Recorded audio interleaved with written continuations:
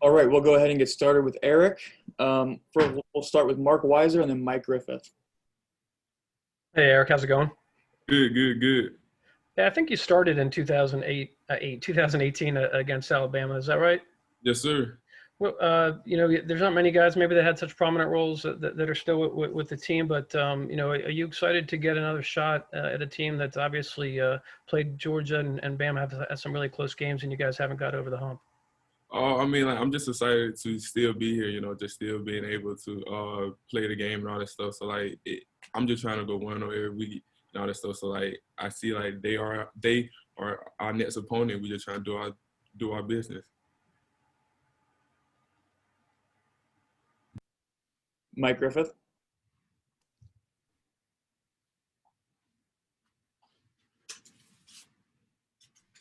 Offense from what you've seen through the first three games, and what are some of those differences you see?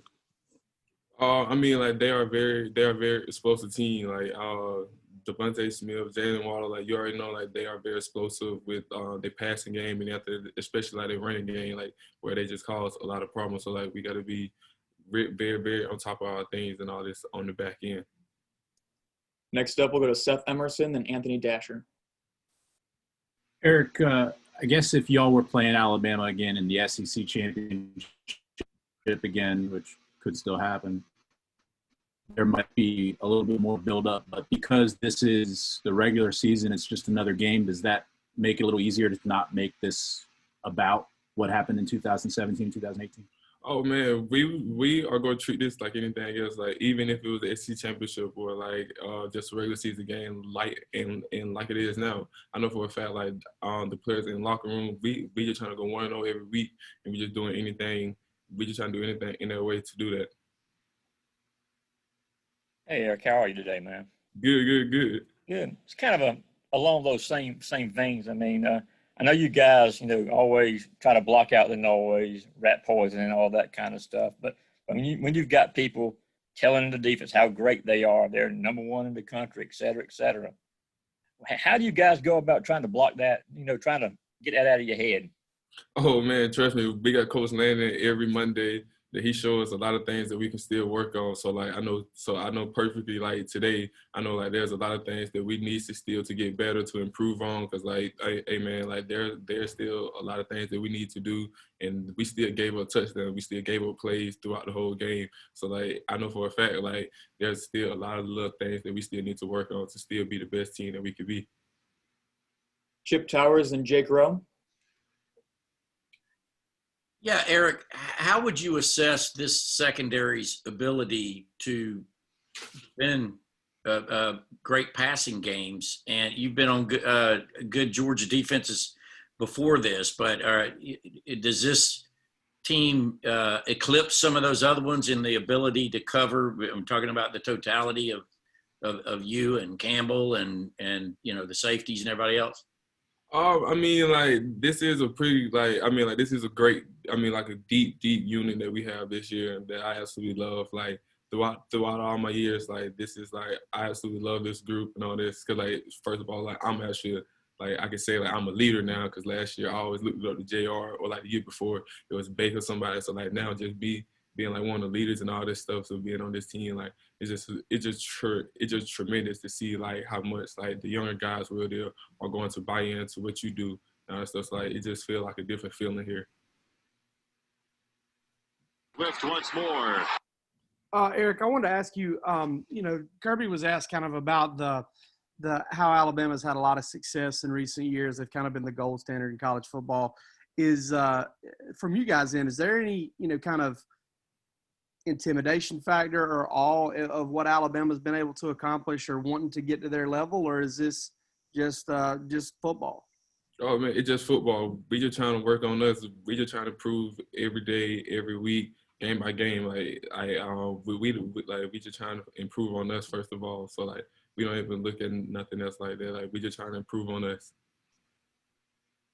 Ian Leggy, then Augusta Stone. Eric, I wanted to ask about Mac Jones. The amount of production that he's had this season. Nobody's talking about Tua the way that they once did.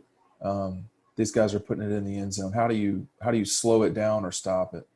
Oh man, like he's a tremendous quarterback. That we gotta know for a fact that we gotta be on our P's and Q's. Like we cannot bust in the back end. We cannot do a lot of little things like that. And I know for a fact like we gotta tremendously just watch film. Like I know throughout this whole week we gotta continue to watch film, do all the little things that we have been doing. So like pretty much we won't give that up and all that stuff. So like we just trying to come in here and just do the best that we could do.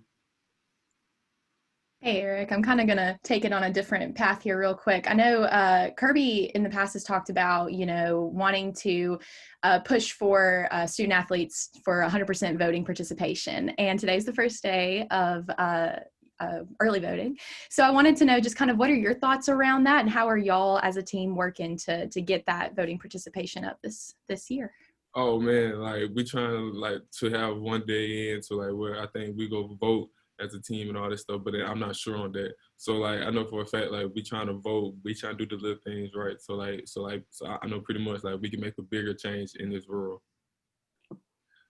We'll go Charles Odom, then Brandon Sudge. Eric, can you talk about Najee Harris and what makes him special? And based on your experience against Alabama, does he remind you of any other Alabama back you faced? Oh man, he's a tremendous back. Like he's a hard runner, and after that, especially like he's getting way better with his catching abilities. Just make him a better threat, even outside of that. So like he's a hard runner that that you got to bring down. Like bro, you can't have no dead feet. You can't have anything because he gonna run through any little orange tackles and all this. So like he's a great back, and I really can't put him in like no other place with any of the backs. He's just a real good back right now. Eric, so looking back on the 2018 game against Bama and then going over to 2020 and looking at tape you see, does this game have a little bit of a different feel, I suppose, than the 2018 game just based on how Alabama is more like an offensive dominant team? And then in terms of your defense, like, how challenging is this going to be because Bama's offense isn't like any of the ones that y'all have faced at any other time this year? Oh man, like it's just the same feeling. Like I know for a fact, like we don't try to make the moments too high or too big. I mean like too big or too low. So like it's just like any other thing. It's just another game. And then after that, like especially like their offense always been explosive. It's always been powerful and all that stuff. So like, we got to come out here and we got to do the same thing like how we've been doing week by week by week. Like so like we can't take anything else. Like I know for a fact that we can't take anything else for granted on defense. Connor Riley, then Jay Black. Hey, Eric, with Alabama having two really talented receivers in Devontae Smith and Jalen Waddle, do you look forward to more like challenges like that? And how do you go about trying to slow those guys down and keep the ball out of their hands?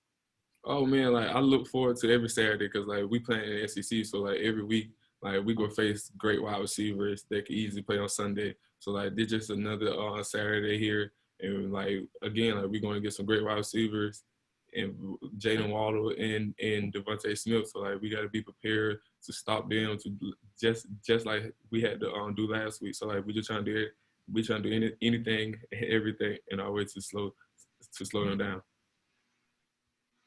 Eric, I know when you see Stetson Bennett, he doesn't look like the prototypical running quarterback, but clearly he is. How fast is he when you face him in practice? Stetson is pretty fast now. Like he's quick, and then after that, his height is a great advantage because like he hide behind our big old line and all that stuff. So like Stetson is a great person. Is he faster than you? Yes. Stetson is easy faster than me. Eric, thank you so much for your time today. Have a great rest of your day. No problem.